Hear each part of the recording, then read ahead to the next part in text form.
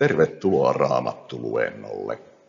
Joosefin elämä on edennyt hänen kuolinvuoteelleen asti. Tänään käsitellään luku, se on aika lyhyt luku. Ja ehkä tämä luku ei ole niitä, jossa kaikkein kirkkaimmin näkyisi esimerkiksi Jumalan pelastavat teot. Nekin kyllä näkyvät.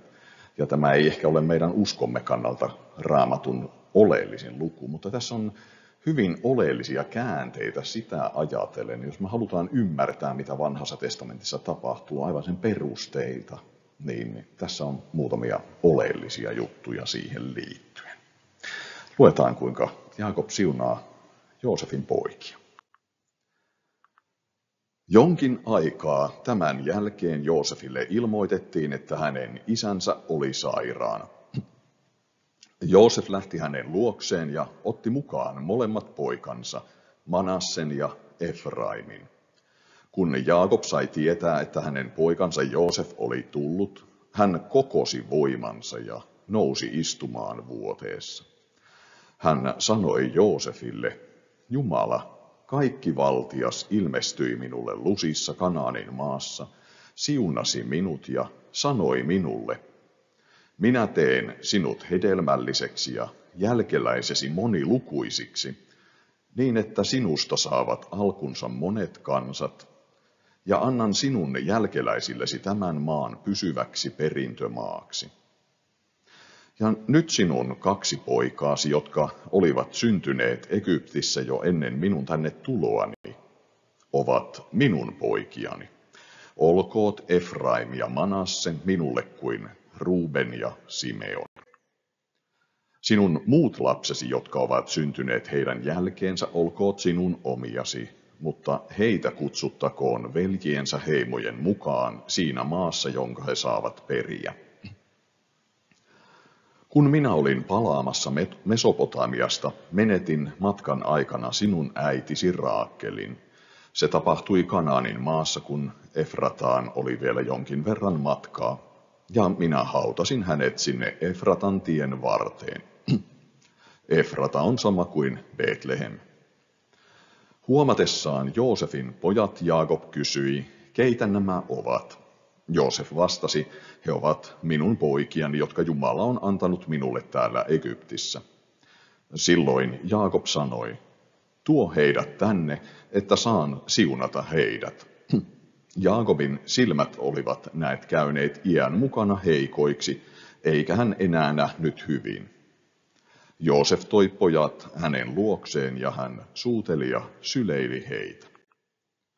Joosefille Israel sanoi, en osannut toivoa, että saisin vielä kerran nähdä kasvosi, ja nyt Jumala on antanut minun nähdä myös sinun poikasi. Ja Joosef otti pojat pois hänen jalkojensa juuresta ja kumartui kasvoilleen maahan saakka.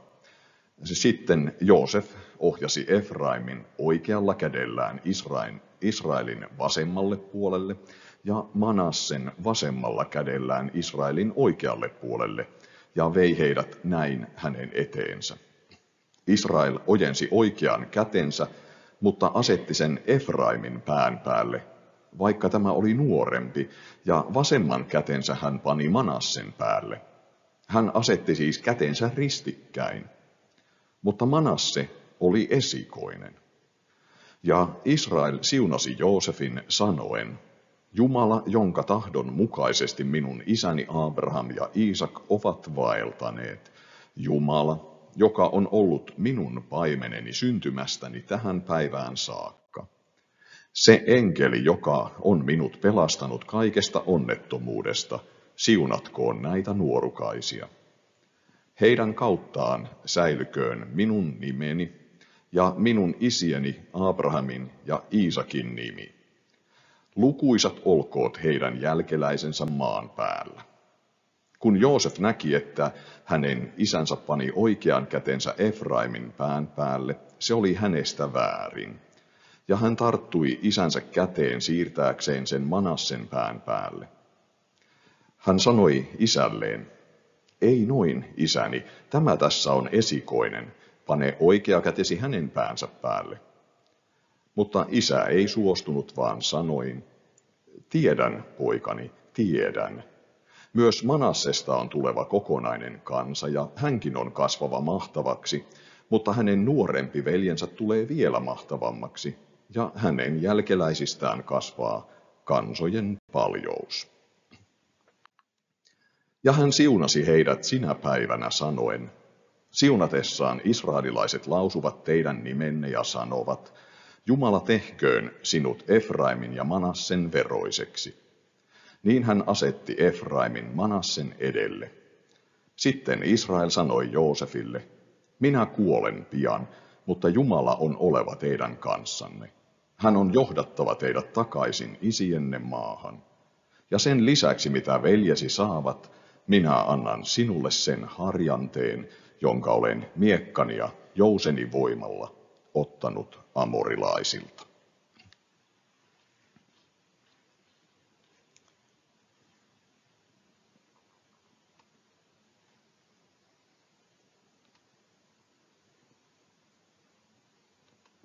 No, yritän täällä nykertää. Tämä tekniikan kanssa on aina ongelmia. Nyt tämä ilmoitti, että se väkisi käynnistää minun tietokoneeni uudelleen, mutta onneksi ilmoitti 3 tuntia etuajassa, niin hyvin ehditään tämä luento käydä ennen sitä.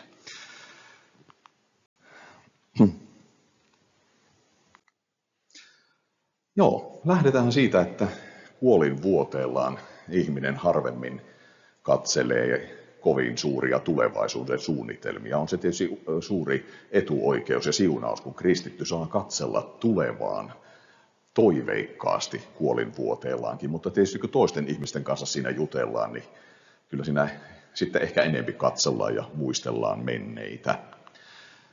Tässä oli jotenkin, tämä kertomus sisältää minusta hirmu paljon semmoisia pieniä sanankäänteitä niin, että tämä on niin kuin viimeiseen asti viilattua tekstiä, siinä kuinka tiiviisti sanotaan asioita ja niihin sisältyy niin kuin Raamattu hirmu usein, mutta jotenkin nyt minua on puhutellut muutamat ilmaisut. Niin kuin tässä.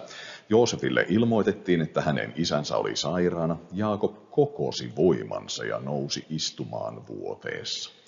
Tässä kerrotaan jo hyvin vanhasta miehestä. Itse asiassa Jaakob oli tuossa 147 vuoden ikäinen ja se, että silloin kun sanotaan, että ollaan sairaana, niin sitten ei tosiaan ole joku pikku nuha, vaan että sitten tiedätte, että nyt on todennäköisesti se sairaus, joka vie hautaan. Ja kun sitten Joosef kiiruhti katsomaan ja sitten tuo jotenkin niin kaunis kuva. Hän kokoaa kaikki voimansa, jotta hän voi nousta vuoteellaan istumaan. Hän muistelee, Jumala, kaikkivaltias, ilmestyi minulle Lusissa, Kanaanin maassa, siunasi minut ja sanoi minulle. Se, mitä hän ensimmäiseksi muistelee, se on ikään kuin hänen elämänsä huippukohta. Ja onhan tämä todella puhutteleva. Jaakob muistaa sitä, kun Jumala on hänet siunannut. Sen ympärille hän lopulta kiertyy kaikki. Se Jumalan siunaus, minä ajattelen, että se pitää nähdä niin kuin yhtenä ainoana asiana. Että se on, että Jumala on siunannut. Jaakobin elämässä tämä tietysti tiivistyy 2 erityiseen kohtaan. Ensimmäinen, tässä on siis Raamatun selittäjät miettii, että kumpaa näistä 2 Jaakob tarkoittaa, kun hän sanoo, että Jumala ilmestyi minulle Lusissa. Ja kun hän sanoo, että Jumala ilmestyi Lusissa, niin silloin hän voi viitata ehkä siihen aikaan, kun se oli vielä Lus. Ja sitten kun Jumala oli ilmestynyt, hän oli nähnyt enkelit kulkemassa portailla ylös ja alas, niin sen jälkeen hän antoi paikalle nimeksi Betel. Ja siksi hän pystyisi niin kuin puhumaan, että kun Jumala ilmestyi Lusissa, niin se oli vielä silloin, kun sen nimi oli Lus. Hän viittaisi silloin siihen ensimmäiseen tilanteeseen. Mutta sitten hän sanoi, että Jumala kaikkivaltias ilmestyi minulle. Siinä ensimmäisellä kerralla Jumala ei käyttänyt itsestään tätä nimeä kaikkivaltiasta. Hän käytti tätä Abrahamille ja Iisakille ilmoittamaansa nimeä vasta sen toisen ilmestymisen aikana, kun hän oli uudelleen siellä Betelissä, kun Se oli sillä matkalla, kun hän oli nyt vanhoina päivinä menossa Egyptiin. Ja minun mielestä tässä ei tarvitse millään tavalla tapella sen kanssa, että kummasta puhutaan.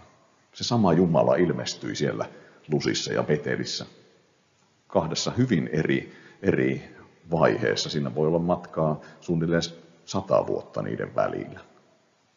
Ja se on silti se yksi sama Jumala ja se on se yksi ja sama siunaus. Niistä puhuttiin vain ehkä pikkusen eri sanakäänteillä eri tilanteissa. Ja se siunaus oli sama kuin oli isillä. Teen sinut hedelmälliseksi ja jälkeläisesi monilukuisiksi ja annan sinun jälkeläisille tämän maan pysyväksi perintömaaksi. Tämä oli asia, jota Jaakob ensimmäisenä muisteli kuolinvuoteella ja hän liittää siihen tämän saman siunauksen. Se on tietenkin muistutuksena siitä, että miten valtava siunaus on saatu, mutta onhan siihen varmaan vielä kätkettynä sekin sana. Hän oli edellisessä luvussa vannottanut, että hänen luunsa pitää sitten viedä sinne luvattuun maahan, niin tämäkin vielä oli varmasti muistutus siitä, että tänne Egyptiin ei sitten pidä jäädä. Jaakob katselee tässä vaiheessa hyvin vahvoilla uskon silmillä sitä, että se Jumalan lupaus tulee täyttymään, tämä kansa tulee siirtymään vielä joskus takaisin. Jaakob näki siunauksen, jonka hän oli Jumalalta saanut. En osannut toivoa, että saisin vielä kerran nähdä kasvosi ja nyt Jumala on antanut minun nähdä myös sinun poikasi. Jaakobin elämässä oli se onni, että hän sai kaiken sen kärsimyksen ja menetyksen jälkeen nähdä vielä asioiden kääntyvän parhain päin. Tietysti rakasta Raakkeliaan hän ei saanut takaisin, mutta sitten Raakkelista niin muistuttava Joosef, niin hän ikään kuin heräsi kuolleista eloon ja sai takaisin. Jaakob tässä jotenkin katselee tätä siunausta sillä tavoin, että mehän voitaisiin ajatella, että mitä kaikkea Jaakob on elämänsä aikana menettänyt. Mutta näissä Jaakobin sanoissa minun mielestä kuultaa vähän sitä, että mitä minä hyvin usein kuulen iäkkäiden ihmisten puheesta, että se elämää taaksepäin katseleminen, niin se ei yleensä ole sitä, että mietitään kuinka paljon on menetetty, vaan mistä kaikesta mahdollisesta ollaan pelastuttu. Jaakobin elämän valinnat olisi voineet viedä hänet ihan mihin vaan. Todella suuriin onnettomuuksiin. Hän huijasi, petkutti ja oli hengenvaarassa ja vaikka mitä. Ja kaikesta tästä Jumala varjeli.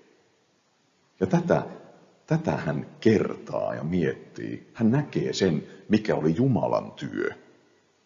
Tässä on sekin suuri viisaus, että totta kai sitä voisi ruveta hurskastelemaan ja puhumaan itsestään hyvin silleen niin kuin vähätellen, että minä olisin voinut vaikka mihinkä onnettomuuteen joutua. Sekin on vähän niin kuin itsensä korottamista sitten, kun omista virheistä ja synneistään vaan puhuu koko ajan.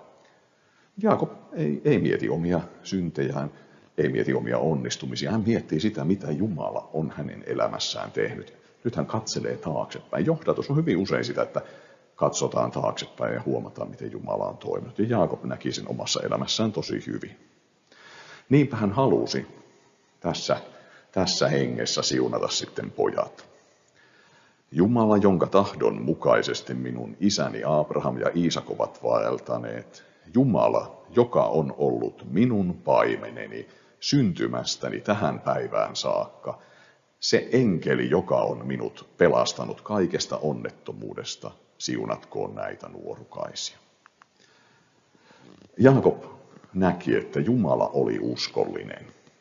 Hän näki sen, että hänen isänsä vaelsivat Jumalan tahdon mukaisesti, se koitui siunaukseksi hänellekin. Hän tunnustaa, että Jumala on ollut hänen paimenensa, vaikka hän nuorena uhosi, että sitten vasta kun minä turvassa on takaisin tässä maassa, niin sitten minä voin sanoa sinua omaksi Jumalaksi. Hän tajuaa, että kyllä, Jumala oli paimentanut koko ajan. Ja sitten vielä Jumalasta vähän eri tavoin. Me voimme ajatella, mitä kaikkea tämä tarkoittaakaan, mutta silloin kun tässä puhutaan enkelistä, niin ilman muuta se on Jumalan enkeli ja se menee Jumalan kunniaksi sekin. Enkeli, joka on minut pelastanut kaikesta onnettomuudesta, siunatkoon näitä nuorukaisia. Faaraolle Jaakob oli puhunut siitä, kuinka onnettomia ja vähälukuisia hänen vuotensa ovat olleet verrattuna esi-isiin, mutta silti nyt hän kuitenkin haluaa mieluummin katsoa sitä, kuinka paljosta hänet on varjeltu. Lisäksi tässä on semmoinen Herran siunauksen tyylisesti vähän kolmijakoinen. Jumala mainitaan kolmesti. Jumala, Jumala ja enkeli. Niin, siinä on se ajatus Raamatun selittäjien mukaan, että niin, kun Jumala mainitaan 3 kertaan, niin se on jotenkin oikein pyhästi silloin, että se on niin kuin erityisen vahvasti sitten siunattu. Tällä tavoin tämmöisen siunauksen halusi välittää eteenpäin. Sitten hän sanoo, että heidän kahuttaan säilyköön minun nimeni ja minun isieni Abrahamin ja Iisakin nimi. Tietenkin, että se suku säilyy ja nimi säilyy, niin sekin on siunaus. Me ei ehkä itse ajatella tätä niin nykyään niin paljon, että kuinka paljon niitä jälkeläisiä on ja kuinka kauas se suku jatkuu, niin se olisi automaattisesti siunauksen määrä. Tai voi olla, että niin kyllä hyvin monelle isovanhemmalle niin lasten määrä on suuri riemu. Sitä, että miten se koetaan siunauksiksi, koetaanko se siunaukseksi ikään kuin siitä onnesta, kuinka paljon on ihania ihmisiä jälkeläisinä, vai onko se jotenkin tämmöinen, että nyt nimi säilyy, meidän sukumme jatkuu. Tässä kulttuurissa ja tietysti tämmöisessä, missä sosiaaliturva vielä niin kulkee niin kuin suvun mukana, niin se on tietysti sitten vielä erityinen siunaus.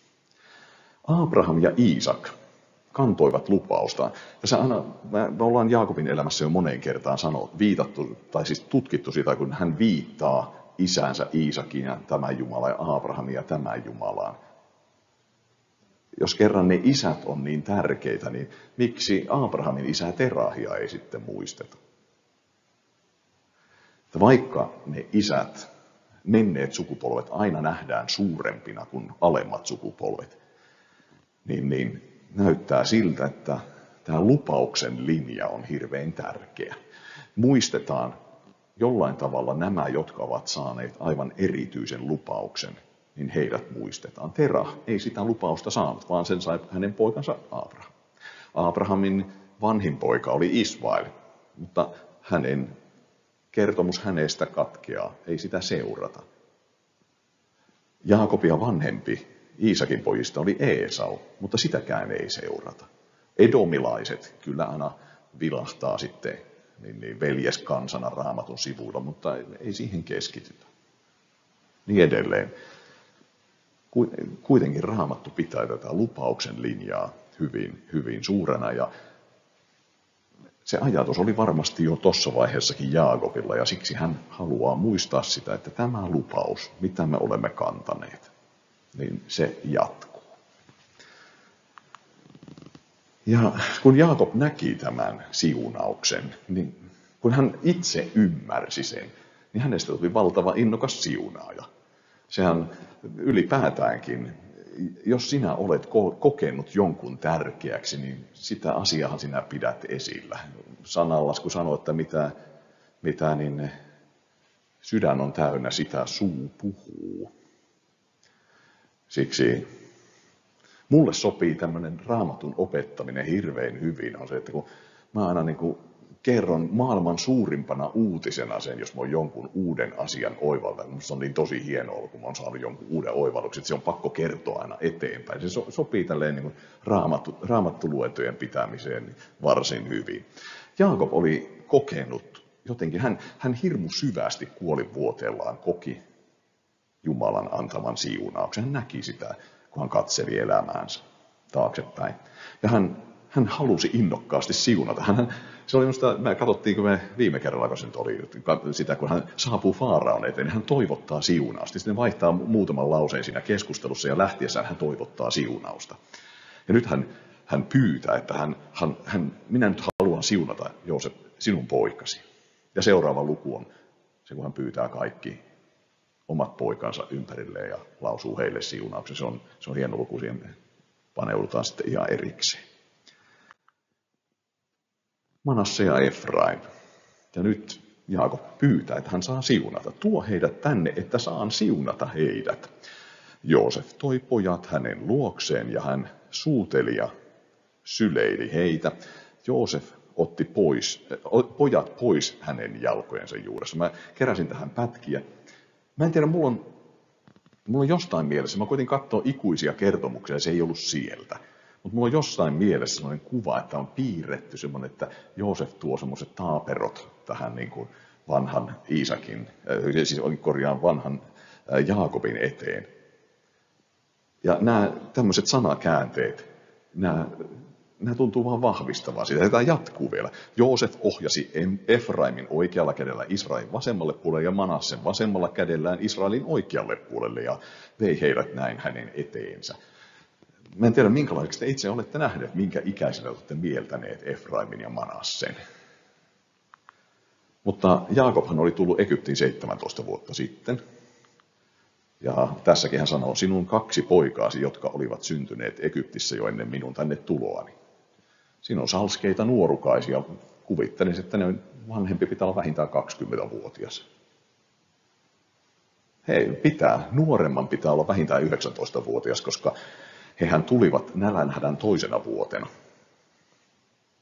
Ja ennen nälänhätää kerrottiin, että Joosefille syntyi nämä pojat. Niin, silloin nuoremmankin pitää olla vähintään 19-vuotias. Joten kun hän ohjaa heitä, niin tässä ei pidä ajatella, että siinä kuljetetaan niin kuin pikkulapsia, jotka ei osaa mihinkään kulkea. Siinä jostain syystä vain käytetään tämmöisiä sanamuotoja. Se on varmaan Joosefin itsensä mittaiset nuorukaiset siinä vierellä. Ja sitten tapahtuu asia, joka tuntuu, että se on aluksi sellaista vertauskuvallista, mutta tämä on ihan oikeasti hyvin vakava asia, mitä seuraavaksi tapahtuu. On hyvin yllättävä ja erikoinen adoptio. Sinun 2 poikaasi, jotka olivat syntyneet Egyptissä jo ennen minun tänne tuloani, ovat minun poikiani. Olkoot Efraim ja Manasse minulle kuin Ruben ja Simeon. Sinun muut lapsesi, jotka ovat syntyneet heidän jälkeensä, olkoot sinun omiasi, mutta heitä kutsuttakoon veljiensä heimojen mukaan siinä maassa, jonka he saavat periä. Tässä Jaakob ilmoittaa, että nämä ovat minun poikia.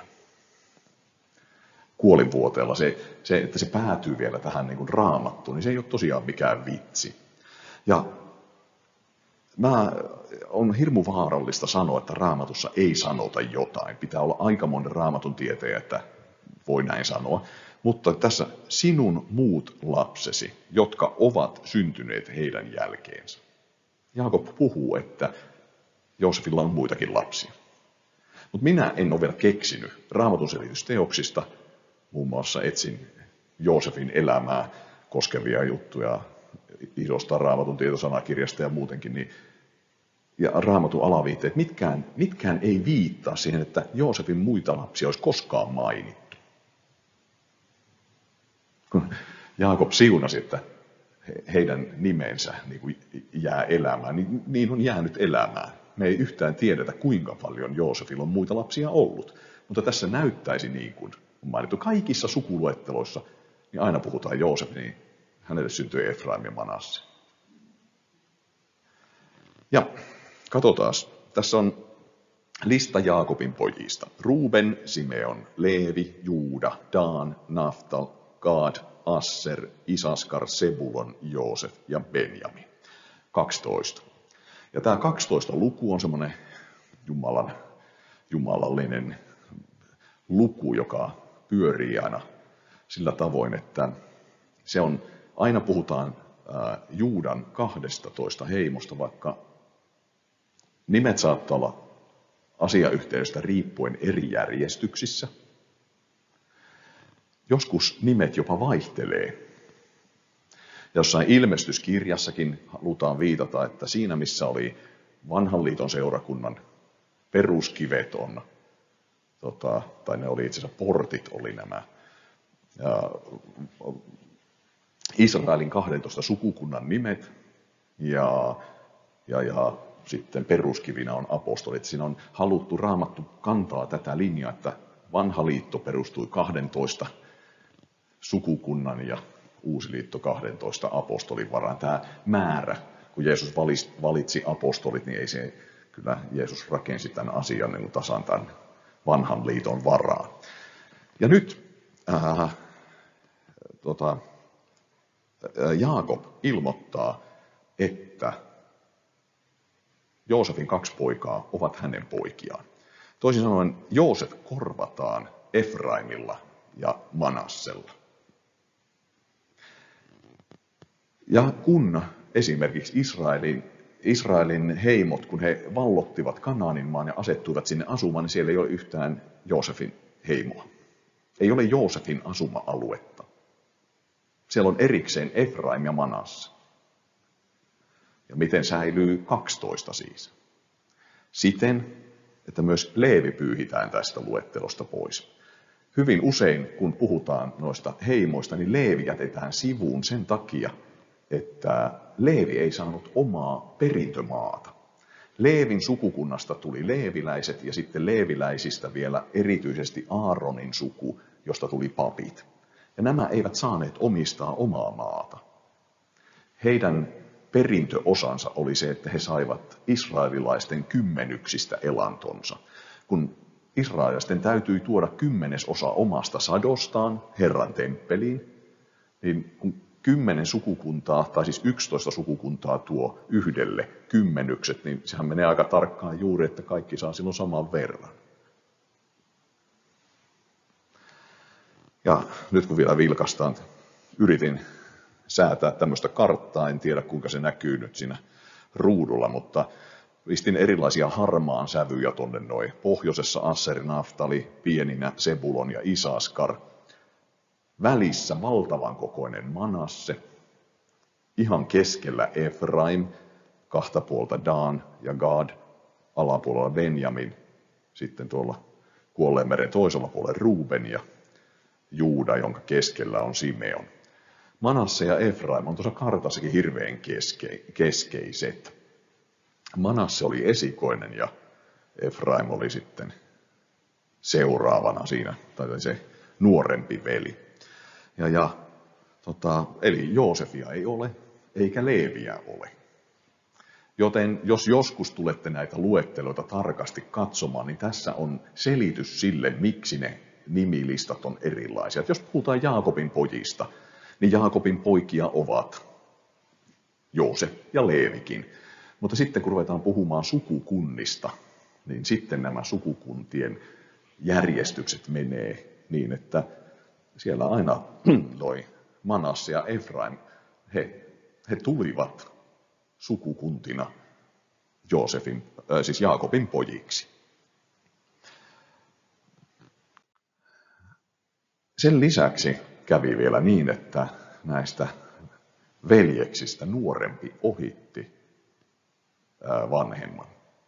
Luettiin sitä, että kun Jaakob pistää kätensä ristiin. Israel ojensi oikean kätensä, mutta asetti sen Efraimin pään päälle, vaikka tämä oli nuorempi, ja vasemman kätensä hän pani Manassen päälle. Hän asetti siis kätensä ristikkäin ja selitti, kun Joosef yritti estellä.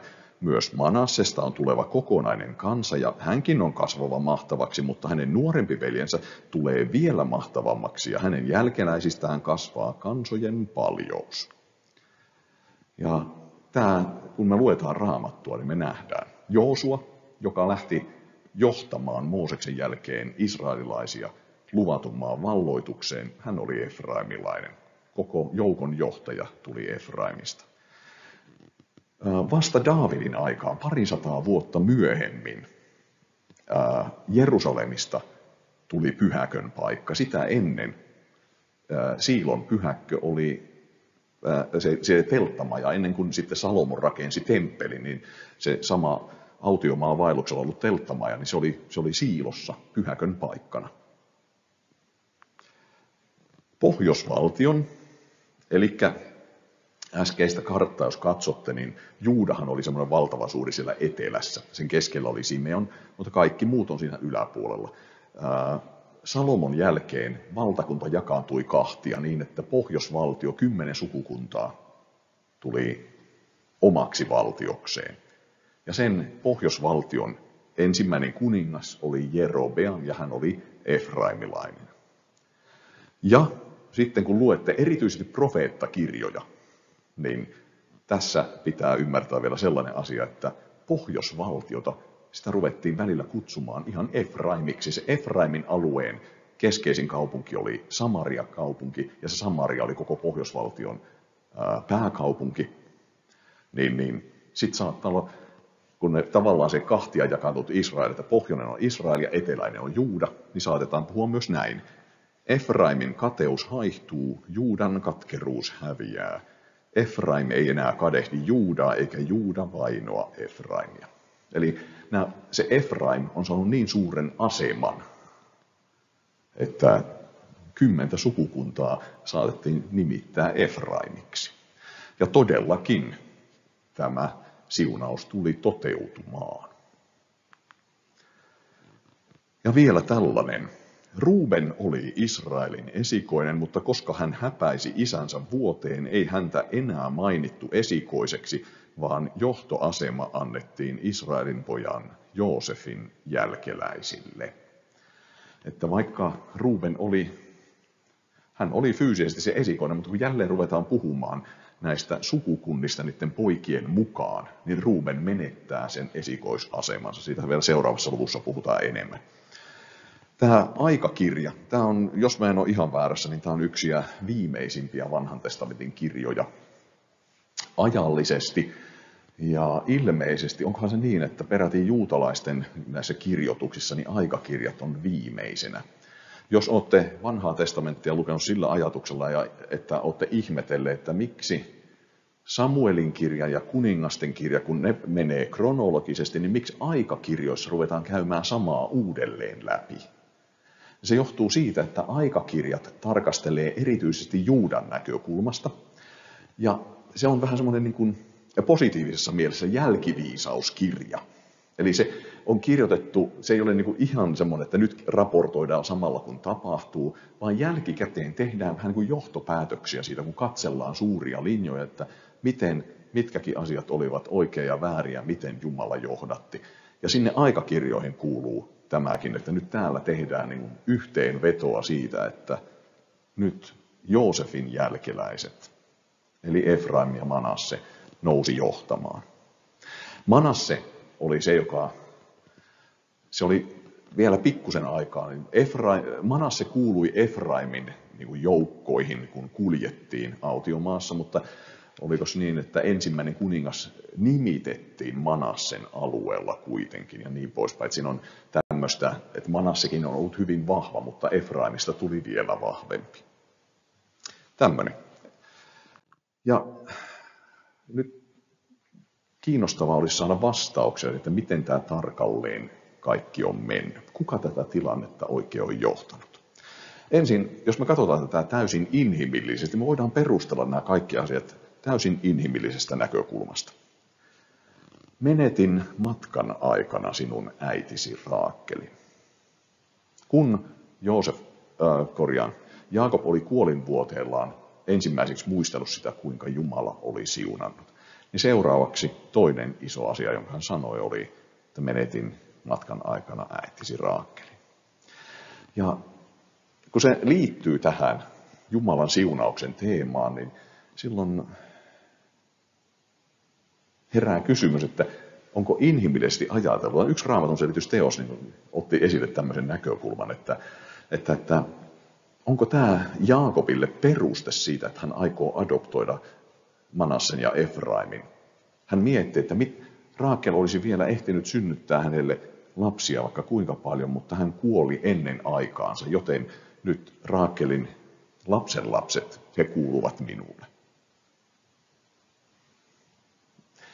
Tuntuu vähän kaukaa haetulta, mutta tämmöinenkin näkökulma siinä oli, että onko tämä niin kuin inhimillisesti yksi hyvä syy, että miksi hän adoptoi nämä lapset. Sitten Niin, Jaakob. No, Joosef ja Jaakob menee, no, niissä on jotain minun korvaan semmoista, että menee sekaisin koko ajan. Israel ojansi oikean kätensä, mutta asetti sen Efraimin pään päälle. Hän asetti siis kätensä ristikkäin. Tässä Jaakob tekee tämän ihan tieten tahtoin.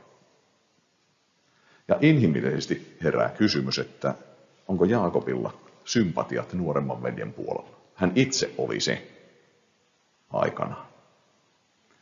Todella Jaakobilla toki oli se katkeruus siinä, että kun syntymässä eroa ei ole välttämättä montaa minuuttia.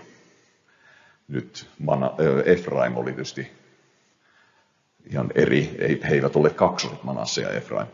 Niin, mutta oliko hänellä sympatiat sen puolella, että hän nyt haluaa että siunata sen nuoremman? Siis ajatus oli se, että oikea käsi on vahvempi puoli ja vasen heikompi puoli, ja se näkyy hyvin monessa asiassa. Jumalaakin saatetaan ylistää, että hän oikean kätensä voimalla teki jotain. Se oikea on se hyvä puoli. Ja nyt se ajatus siitä, että kun laitetaan Efraimin pään päälle oikea käsi, vaikka pistetään näin ristiin, niin silloin annetaan suurempi siunaus sille pikkuveljelle. Joosef yritti estää tätä. Tämä ei nyt mene oikein. Sääntö on, että vanhin siunataan eniten. Ja vaikka nämä voitaisiin perustella inhimillisesti, niin näyttää myös siltä, että Jaakob tietää jotain. Hän näkee, vaikka on melkein sokea, niin hän näkee jotain enemmän kuin muut ympärillä olevat. Isä ei suostunut, vaan sanoi, tiedän, poikani, tiedän. Myös Manassesta on tuleva kokonainen kansa. Hän kertoi, että näin tulee käymään. Että joku on ilmoittanut hänelle näin. Seuraava luku, joka käsitellään ensi kerralla, alkaa. Jaakob kutsui poikansa luokseen ja sanoi, tulkaa tänne niin ilmoitan teille, mitä teille tapahtuu tulevina aikoina. Ei minun mielestä tässä jää lopulta sitten muuta vaihtoehtoa kuin ajatella, että jollain tavalla se Jumala, joka oli ilmestynyt niin vahvasti Jaakobille, jonka siunausta hän muisteli ja jota hän halusi koko ajan eteenpäin välittää, niin hän on jollain tavalla Jumalan hengen vaikutuksesta saanut tietää, että näin asiat menevät. Ja niinpä hän sen mukaisesti haluaa nämä lapset siunata. Tai käytetään sanaa nuorukaiset, niin ei viedä, ettei siihen taaperoikäisiin mennä mielikuvissa. Hän itse yritti varastaa siunauksen, hän yritti pakottaa. Sitten hän huomasi, että silloin kun Jumala on jotain päättänyt siunata, niin se on se kaikkein paras vaihtoehto ja silloin toimitaan sen mukaan. Ja tämä on semmoinen ehkä itsellä ollut semmoinen viime vuosien semmoinen ajatus, että miten sitä erottaa, mikä se on Jumalan toimintaa ja mikä ihmisen toimintaa. Tähän voitaisiin katsoa tämä kertomus niin, että hän päättää, että nyt siunataan, pistetään kädet ristiin näin niin kuin eri merkityksessä, kun me rukoillessa käsiä ristiin laitetaan. Hän haluaa siunata näin. Ja sitten Jumala toteaa, että no, siunataan sitten näin. Vai toinen ääripää, hän tietää, että hänen on pakko tehdä näin, ja hän tappelee Joosefiakin vastaan, ei auta, nyt nämä on siunattava näin, koska mä tiedän, miten asia tulee menemään. Vai onko se jotain tältä väliltä?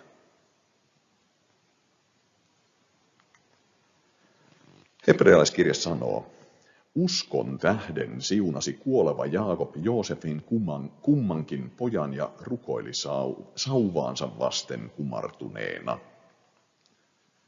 Uskon tähden.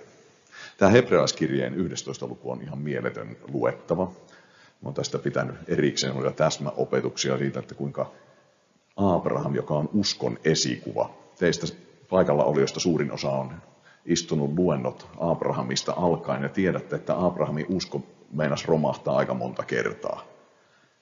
Ja silti hebrealaiskirje ylistää, kuinka uskossa hän teki kaiken. Ja se ei tarkoita sitä, että hebrealaiskirje valehtelee, vaan se tarkoittaa sitä, että meidän pitää pikkusen säätää omaa käsitystämme uskosta. Me nähdään Abraham on kirkas otsaisen, hän luottaa, että kyllä 100-vuotiaanakin voi saada lapsen.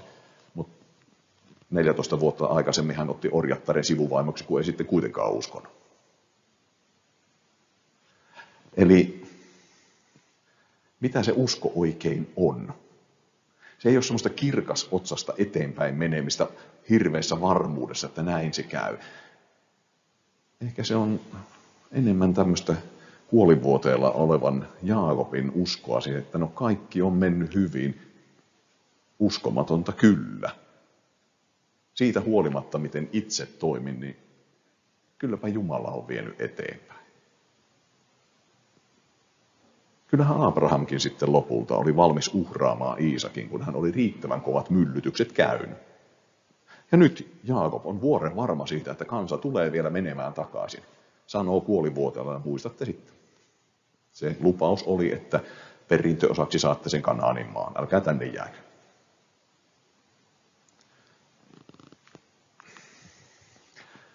Ja se, että pitäisi erottaa, että missä Jumala toimii ja missä ihminen toimii, niin ehkä sen pystyy erottamaan vain Jumala. Jumalan suuruutta on se, että hän toimii myös meidän kautta. Mutta ei aina silloin, kun me luullaan, että nyt Jumala toimii. Vaikka mulla ei ole vielä 147 vuotta, niin kyllä omasta elämästä pystyy sanomaan paljon, että joskus kun on luullut tekemässä just hyvin, ja vielä niin kuin hengellisesti ajatellen, että nyt vien Jumalan asiaa eteenpäin, niin onkin saattanut kolhia ja tehdä paljon pahaa. Ja sitten kun on epäonnistunut oikein huolella, niin sitten katsoo, että no nyt Jumala tuntuu, että nyt se vei niin monta harppausta elämässä eteenpäin, ettei koskaan. Ja mistä tästä nyt erotellaan, että mikä osa on Jumalan toimintaa ja mikä omaa? Tämä ei ole synkretismia sillä tavalla, että jumaluus löytyisi minusta. Mutta ymmärrätte, että tämä on niin hyvin semmoinen mielenkiintoinen tapa katsoa johdatusta ja Jumalan toimintaa, että jopa meidän elämässä Jumala toimii. Jopa meidän kautta.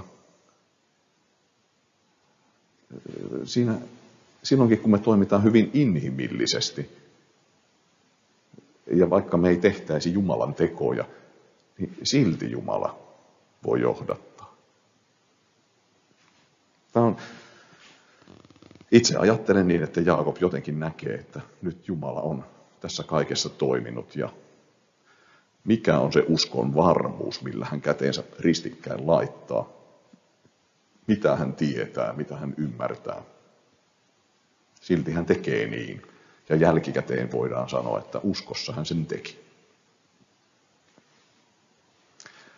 Tällaista laatikkoaivoista ihmistä tämä kiusaa, kun mä haluaisin niin pistää selkeästi lokeroihin, että tuossa toimii Jumala, tuossa ihminen, mutta kun kyllä tässä Jumala silleen riisuu aseista, että arvotukseksi aina jää, että mikä on mitäkin. Otetaan vielä loppukaneetti sitten tämmöinen yksi vaan yksityiskohta pieni. Israel sanoi Joosefille, minä kuolen pian, mutta Jumala on oleva teidän kanssanne. Hän on johdattava teidät takaisin isienne maahan, ja sen lisäksi mitä veljesi saavat, minä annan sinulle sen harjanteen, jonka olen miekkani ja jouseni voimalla ottanut amorilaisilta. Näkyy hienosti Jaakobin usko siihen, että miten asiat tulevat käymään. Mutta Raamatussa ei puhuta mitään tämän kaltaista, mitä nyt tässä Jaakob sanoo. Se ei tarkoita, etteikö tämmöistä ole tapahtunut, mutta nyt on mielenkiintoista, että onko tämä joku, kertooko hän niin kuin omin sanoin asian, joka meidän pitäisi löytää Raamatusta, vai onko tämä joku täysin semmoinen, että se nyt ei vaan ole Raamattuun päätynyt muuta kuin tässä kohdin.